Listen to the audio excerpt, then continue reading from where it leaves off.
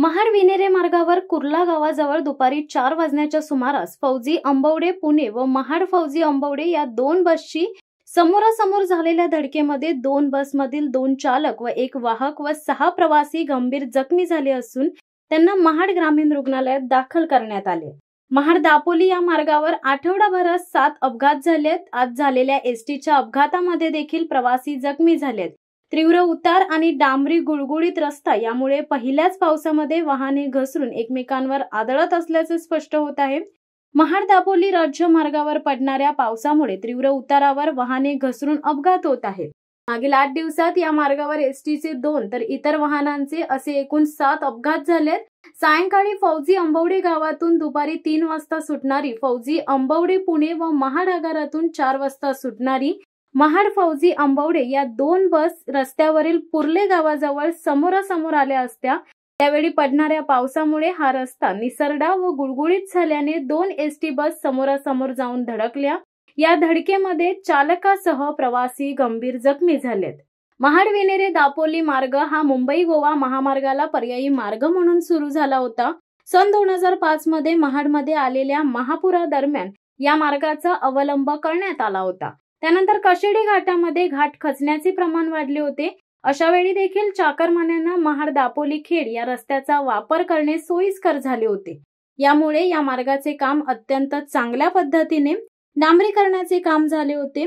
गेले अनेक वर्षांमध्ये सातत्याने होत असलेल्या देखभाल दुरुस्तीमुळे हा रस्ता अत्यंत गुळगुळीत आणि प्रवासाला सुखकर होता। महाड दापोली हा रस्ता डांबरी रस्ता असल्याने या मार्गावरून वाहनाची वर्दळ गणेश उत्सव, होळी व मे महिन्याच्या सुट्ट्यांमध्ये तसेच दापोली खेड रत्नागिरी येथे जाणारे पर्यटक देखील या रस्त्याने जात असल्याने या मार्गावरील वर्दळ वाढली होती। मात्र गेली आठवड्याभरामध्ये सातत्याने पाऊस पडत असल्याने पडलेल्या पाण्यामुळे वाहने घसरण्याचे प्रमाण वाढले।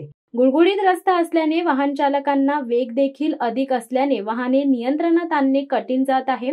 यामुळे हे अपघात होत असल्याचे शिरगाव ग्रामपंचायतीचे सरपंच सोमनाथ ओझरडे यांचे म्हणणे आहे। अपघात झाल्यानंतर उपाययोजना करण्यासाठी रस्त्यावर खडी टाकून लोरल खाली दाबण्याचा अजब प्रयोग सार्वजनिक बांधकाम विभागाकडून करण्यात आला होता। त्यानंतर देखील एक ट्रक घसरून अपघात झाला।